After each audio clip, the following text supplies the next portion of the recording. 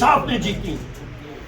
और 8 फरवरी 2024 को जब रात को रिजल्ट आना शुरू हुआ तो सुबह फजर के टाइम 9 फरवरी 2024 को फॉर्म 47 नमूदार होने शुरू हुए। इस वक्त जो रिजीम यहां पे बैठी है उसका आईना आपके सामने पेश करना चाहता हूं मुख्तसरन। आज भी आप देखें कि जिस वक्त बैसियत लीडर ऑफ दी ऑपोजिशन में बात कर रहा था, मेरी बात को बार बार टोका जा रहा था, स्पीच को लाइव चला नहीं रहे थे।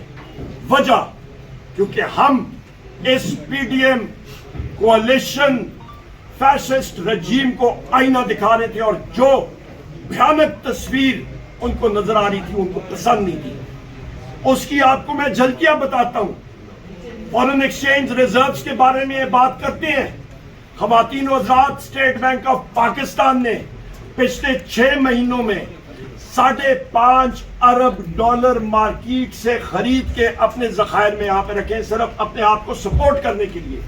ये इसी तरह ही है कि लोग एम्बेसी में वीजा के लिए अप्लाई करें तो किसी दोस्त यार से पैसे लेके अपने अकाउंट में रखें।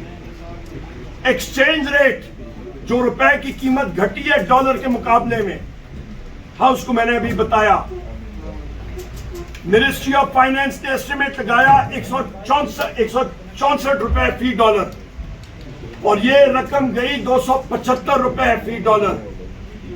111 रुपए फी डॉलर जो रुपए गिरा उसका बैठे बिठाए पाकिस्तान का जो कर्ज है उस पर क्या फर्क पड़ा? 14,550 अरब रुपए हमारे बैठे बिठाए बढ़ गए। और ये रकम ख़वातीन व हज़रात आपको बताता चलूं, इस रकम की वैल्यू ये कितनी बनती है। ये तकरीबन आपका मुल्क का तकरीबन एक पूरा बजट बन जाता है। इसका मतलब कि इनकी गलत पॉलिसीज की वजह से पाकिस्तान की अवाम के ऊपर 14,550 अरब रुपए चढ़ा। यहां पे शहबाज शरीफ बाजे बजा रहे हैं, ढोलकियां बजा रहे हैं, तुरियां बजा रहे हैं कि हमने बिजली का रेट कम किया। पाकिस्तान तहरीक इंसाफ के दौर पे 17 रुपए यूनिट पे हमने बिजली छोड़ी थी, आज 85 रुपए यूनिट चढ़ गई है। और शहबाज शरीफ वो कहते हैं कि आपको कोई हेरा फेरी के लिए भी कोई अकल चाहिए। चोर जो कहते हैं ना, चोर चोरी से जाता है, हेरा फेरी से नहीं जाता। कोई अकल भी चाहिए होती है किसी काम के लिए। शहबाज शरीफ खुद उसने एतराफ किया कि दुनिया की मार्केटों में, मंडियों में तेल की कीमत कम हुई और हमने पाकिस्तान के शहरियों को वो कम कीमत नहीं ट्रांसफर होने दी। और वो हम लोग कोशिश करेंगे बिजली को कम करने में, नहीं होने वाला। मैं खुद इस महकमे का वजीर रहा हूं, ये हो ही नहीं सकता। इनकी गलत पॉलिसियों की वजह से 2018 में कैपेसिटी पेमेंट्स के बिजली आप इस्तेमाल करें ना करें, कारखानों को जाएगी वो बिजली, वो रकम 3.5 अरब रुपए से उठ के 2500 अरब रुपए से भी ज्यादा हो गई। इनकी गलत पॉलिसी से गलत कारखाने लगाए गए। और फिर क्योंकि शरीफ खानदान और इन लोगों के सोलर पैनल्स की इंडस्ट्री है, सोलर पैनल्स पे ड्यूटी कम कर दी गई। और अब क्या हो रहा है, अब वो कहते हैं कि जी नेट मीटरिंग हम लोग अलाउ नहीं करेंगे, उसके रेट हम लोग खत्म करेंगे। ये कहां की बेवकूफाना हरकतें हैं। उसके ऊपर आए चीनी के ऊपर, शुगर मिलें किन की हैं, या जरदारी की हैं या शरीफ खानदान की हैं, इन्हीं की शुगर मिले हैं। पिछले साल चीनी एक्सपोर्ट की, इस साल चीनी महंगी शुरू हो गई तो क्या किया, इंपोर्ट करनी शुरू की। ये कहां को लोगों को बेवकूफ बना रहे हैं। इसका खुमियाजा कौन भुगत रहा है? पाकिस्तान की अवाम।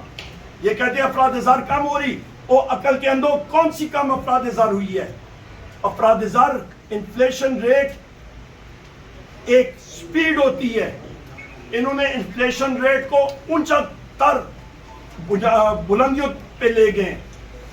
आप मुझे बता दें, कोई भी मेरा मीडिया का साथी साथ चला जाए बाजारों में, क्या आप अपने किचन का इस वक्त खर्चा चला सकते हैं? इस अफराद-ए-ज़र में कौन इनकी बात मानता है? कोई गंदम का क्राइसिस देख लें, मोहसिन नकवी ने पिछले साल 450 अरब रुपए की गंदम इंपोर्ट की और आज آج دیکھیں کہ پنجاب کے کسانوں کو میرے پنجاب کے خواتین و حضرات السلام علیکم. اس وقت میرے ساتھی پارلیمنٹیرین سارے ہم لوگ کھڑے ہیں پاکستان تحریک انصاف اور وزیر اعظم عمران خان صاحب کے جانثاران اور ایکٹیوسٹ اور ورکرز پاکستان تحریک انصاف کے.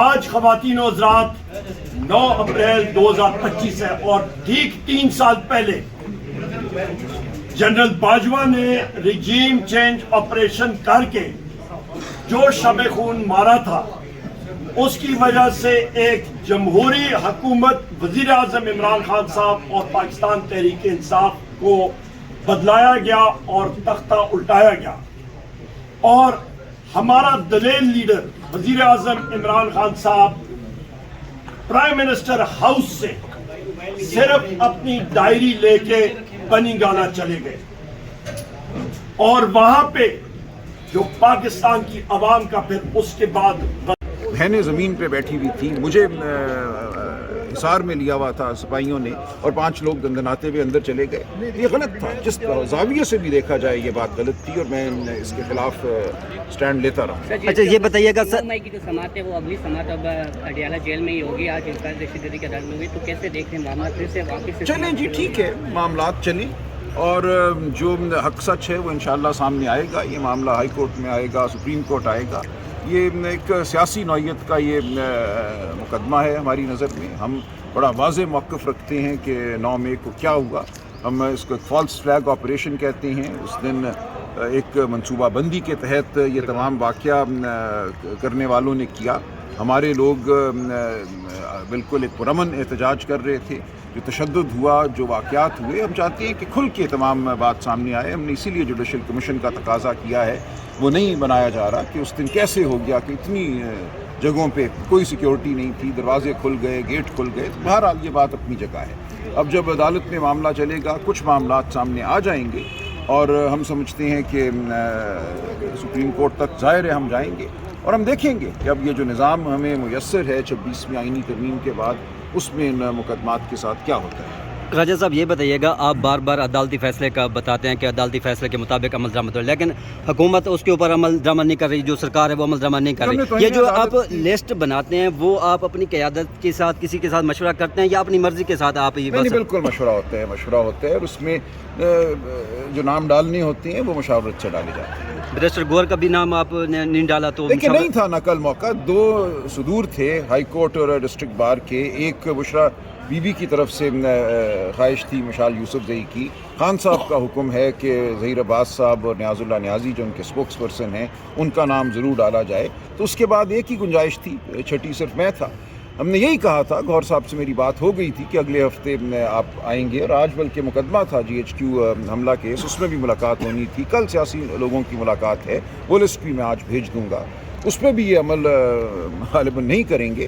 تو بہت سے مواقع تھے, اس لیے یہ نہیں ہوتا کہ ایک دن کوئی نہیں گیا تو وہ قاعدے قانون کو پھاڑ دے اور کہ میں اس کو مانتا ہی نہیں. ہر 2-3 دن کے بعد ملاقات کا موقع قانون کے مطابق آتا ہے.